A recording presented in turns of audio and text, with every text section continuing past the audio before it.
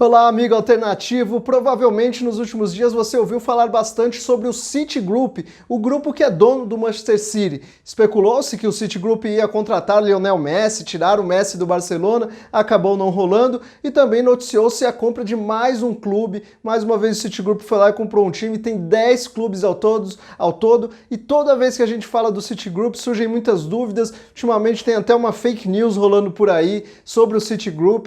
Vou esclarecer, vou explicar isso e comentar também se é possível que o Citigroup futuramente compre um time brasileiro. Vamos lá, depois da vinheta.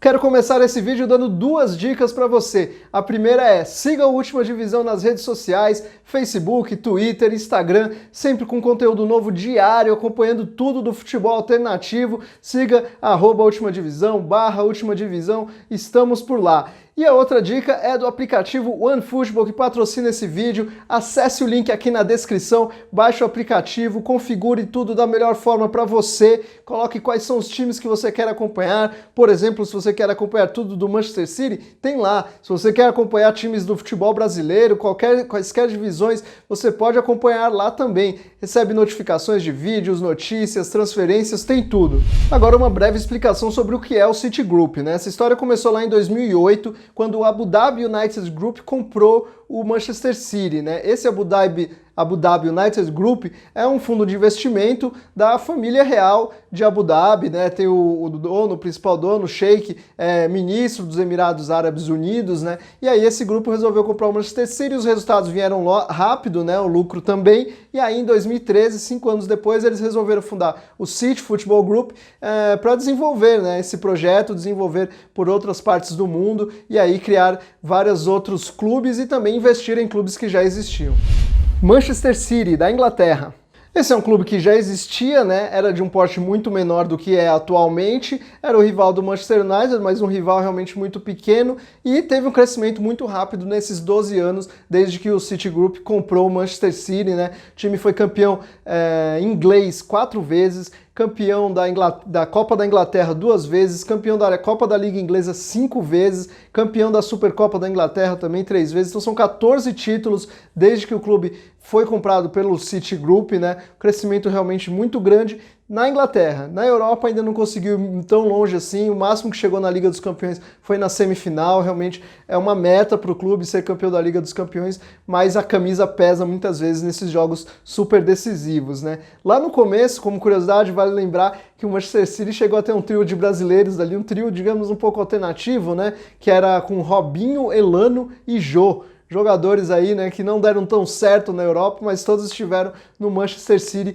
reunidos ao mesmo tempo. E aí depois vieram vários astros, né, que jogaram no Manchester City, como Tevez, Agüero, atualmente você tem De Bruyne, Sterling, tivemos passagens de brasileiros, Fernando, Fernandinho, jogadores que se tornaram importantes para a história do clube, e atualmente, né, tem o técnico mais importante do mundo, Pep Guardiola. New York City, Estados Unidos. Esse foi o segundo time da franquia, foi criado do zero, exatamente quando o City Football Group foi formado, né? Teve um investimento muito grande do New York Yankees, time de beisebol americano investe no New York City. A partir de 2015 o time começou a jogar na MLS com frequência, contou com alguns jogadores bem famosos em final de carreira, o principal deles, Davi Villa, se tornou o maior artilheiro do clube, já saiu, mas é o maior artilheiro da história do clube até hoje. Contou também com o Andrea Pirlo, contou com o Frank Lampard, ambos em final de carreira, e teve o atual técnico do Flamengo, Domenech Torrent, passou por lá para treinar o clube, né? Ele estava como assistente técnico do Guardiola no Manchester City, e aí foi chamado para treinar o New York City, fez um bom trabalho por lá, inclusive foi campeão de conferência, mas não da MLS. O time ainda não venceu a MLS, mas realmente tem feito boas campanhas ali nas conferências ano após ano. E uma curiosidade é que um dos principais jogadores do time atualmente é um brasileiro desconhecido, Éber, jogador formado no Figueirense, fez 16 gols em 30 jogos na temporada passada.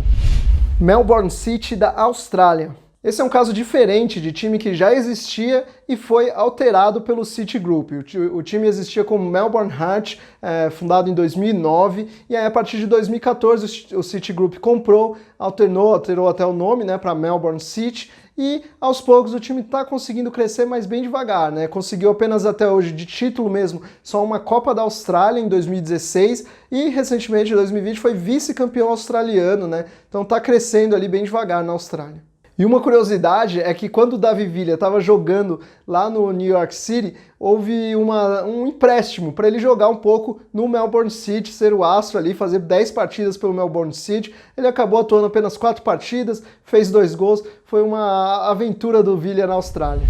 Yokohama Marinos do Japão. Esse é outro caso diferente em que o Citigroup detém apenas uma parte minoritária do clube, apenas 20% é do Citigroup, os outros 80% são da Nissan. Esse clube foi fundado até como Nissan Futebol Clube, depois se tornou Yokohama, é um clube fundado na década de 70, um clube muito tradicional, que já tinha 3 títulos japoneses antes do Citigroup comprar uma parte, né? E aí depois conquistou já um título. Atualmente o clube tem lá como um dos principais jogadores um brasileiro, Marcos Júnior, o Curirim, ex-fluminense, tá por lá, é o artilheiro do clube, disputa artilharia da J-League, inclusive. Então é um clube muito tradicional em que o Citigroup apenas colabora com o investimento ali. E tem 4 brasileiros, são 5 brasileiros, o Marcos Júnior e mais 4. São eles o Edgar Júnior, ex-Bahia, o Eric, ex-Palmeiras, o Thiago Martins, ex-Palmeiras também, e o Júnior Santos, ex-Ituano, Ponte Preta, Fortaleza, todos eles estão lá no Yokohama Marinos. Girona da Espanha.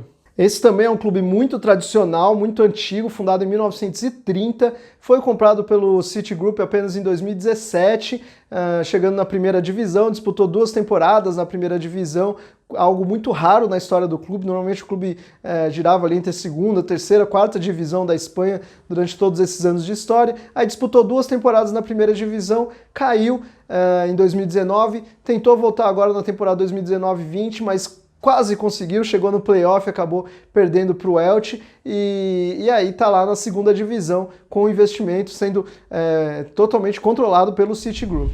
Montevideo City Torque, do Uruguai. Esse também é um caso um pouco diferente porque ele está mudando aos poucos. Ele foi fundado em 2007 como Clube Atlético Torque, aí o City Futebol Group comprou em 2017, o clube foi mantido por um tempo com os padrões de Clube Atlético Torque, escudo e tal, mas recentemente mudou. A trajetória também é um pouco irregular ali, o clube chegou na primeira divisão em 2017, acabou caindo já com os investimentos do City Futebol Group, ainda acabou caindo, mas subiu novamente, vai disputar a primeira divisão agora em 2020, e agora com as mudanças, né? Mudança de escudo, mudança de nome, Montevideo City Torque, então já tem toda uma interferência maior do grupo, parece que está se adaptando realmente para ser um grupo, para ser um time totalmente alterado pelo City Futebol Group. E uma curiosidade do Montevideo City Torque é uma jogada que viralizou recentemente nas redes sociais, em que o clube aparece ali fazendo uma linha de passe desde trás da defesa, chegando até o ataque facilmente, sempre com a bola no chão, um jogo bonito, né? De repente pode ser aí um padrão de jogo que o Citigroup quer implantar nos outros times. Vamos observar durante a temporada para ver se é isso mesmo, se esse Montevideo City vai dar certo e se vai apresentar esse padrão de futebol. Sichuan Jiuniu da China. Pois é, o Citigroup chegou também na China, chegou no mercado asiático com força, mas fez um investimento bem modesto num clube da terceira divisão. O Sichuan era da terceira divisão quando o Citigroup adquiriu em 2019, acabou disputando a terceira divisão já com alguns investimentos, mas não conseguiu subir por mérito próprio em campo, chegou na 8ª posição, não ia subir, mas aí rolaram várias mudanças de regulamento, punições a outros clubes, e aí o clube acabou subindo, pegando uma vaga na segunda divisão, que ainda não começou, né? O futebol na China só voltou recentemente e voltou à segunda divisão, só vai voltar agora no dia 13 de setembro, então com o Sichuan Jiuniu disputando. Mumbai City, na Índia. Esse clube foi fundado em 2014 junto com a Indian Super League, que foi uma tentativa ali de criar uma MLS na Índia, né? Que chamou realmente bastante atenção naquela época, né? Na época da fundação, porque contratou vários jogadores famosos em final de carreira, mais famosos. Você teve aí, por exemplo, no Mumbai City passaram Ljungberg, Anelka, um pouco depois o Diego Forlan. De técnico teve o brasileiro naturalizado costarriquenho Alexandre Guimarães, treinou o Mumbai City, mas o Citigroup só chegou no clube como sócio majoritário mesmo em 2019. começou a investir no clube em 2019, então ainda é cedo para falar dos resultados do Citigroup por lá. Lommel, da Bélgica. Esse é outro investimento bem recente, ainda mais recente do Citigroup. Foi anunciado em maio desse ano que o Citigroup comprou esse clube da segunda divisão belga, clube de uma cidade bem pequena lá da Bélgica, né? Então realmente é bem cedo para falar dos planos do clube. Pelo que foi falado ali por dirigentes até agora, parece que vai ser um clube de base, assim, de bastante investimento em base, em revelar jogadores, buscar jogadores logo exatamente, né, de um país de onde tem saído muitos jogadores bons ultimamente. Troyes, da França. Esse é o membro mais recente do clube, foi uma compra anunciada há poucas semanas, né? E é um clube até com alguma tradição, foi fundado em 86, já venceu a Copa Intertoto, uma competição europeia que existia um tempo atrás, venceu também a segunda divisão da França em 2015, disputou a primeira divisão, a Ligue 1, por 2 temporadas e quase subiu. Em 2020 ele estava na quarta divisão, estava na quarta posição da segunda divisão francesa, quando o campeonato acabou sendo interrompido. Lá na França eles interromperam, não voltaram, né? E aí o Troyes acabava não subindo, né? Acabou não subindo. Mas dá um indício aí de que já tem um time forte para disputar a segunda divisão e com o investimento do Citigroup é favoritaço para subir para a primeira divisão. Agora, como eu disse, tem uma fake news rolando sobre o Citigroup, que é o papo de que o Guayaquil City tem investimentos do Citigroup. Não é verdade, nunca teve. O que rolou, na verdade, foi um rebrand, um relançamento do clube ali em 2017. O clube se chamava River do Equador, tinha até um escudo que lembra ali o do Botafogo da Paraíba. Já era então um nome não original, River do Equador, que causa confusões por aí, um escudo não original, e aí rolou todo um relançamento. O time passou a se chamar Guayaquil City, que gera uma confusão com vários clubes, né, como a gente disse, New York City, Montevideo City, Manchester City, gera uma confusão com todos esses grupos, esses times do Citigroup, né, e até o escudo também, o novo escudo lançado para o Guayaquil City também lembra alguns escudos dos times do Citigroup, mas investimento mesmo não tem.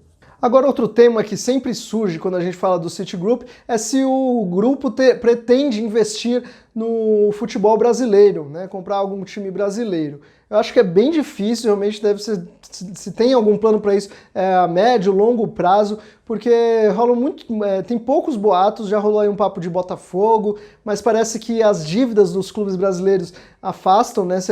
Basta observar que normalmente o City Futebol Group chega em clubes pequenos, né? Que não tem administrações problemáticas, ou até cria um novo clube em alguns países exatamente para fugir desses problemas de dívidas, né? Então é realmente muito improvável. E tem a questão de que a lei sobre empresas terem clubes no Brasil ainda está sendo regulamentada. Eu acho que só quando isso realmente for regulamentado de fato, é possível que um Citigroup, por exemplo, chegue aqui no Brasil. E aí vamos observar, tem a questão do Red Bull, né, que está chegando aqui no Brasil com um investimento forte, né, uma empresa investindo num clube. Eu acho que isso vai servir aí como uma observação para o Citigroup, ver se isso pode dar certo aqui no Brasil, né? A Red Bull optou por investir no Bragantino, que é um clube que tinha dívidas ali razoavelmente sob controle, né? Isso é muito importante. Então, se o Citigroup vier para o Brasil, deve ser a médio prazo e provavelmente num clube que tenha poucas dívidas, né? Não dá para imaginar, por exemplo, uma coisa que se fala muito, o Citigroup investir para resgatar a Portuguesa. Muito improvável, porque a Portuguesa tem muitas dívidas. Agora, amigo alternativo, eu quero que você deixe uma sugestão de clube para o Citigroup investir no Brasil. Que clube do Brasil você gostaria de ver com um investimento bilionário do Citigroup? Comenta aí, deixa aí nos comentários. Não se esqueça também de compartilhar esse vídeo com seus amigos, ajude a Última Divisão a crescer, se inscreva, ative as notificações, deixe o seu like, tudo isso ajuda a Última Divisão a crescer e, como eu disse, também acompanhe a gente, curta as nossas páginas no Facebook, Twitter, Instagram, estamos lá sempre interagindo com vocês. É isso, até a próxima!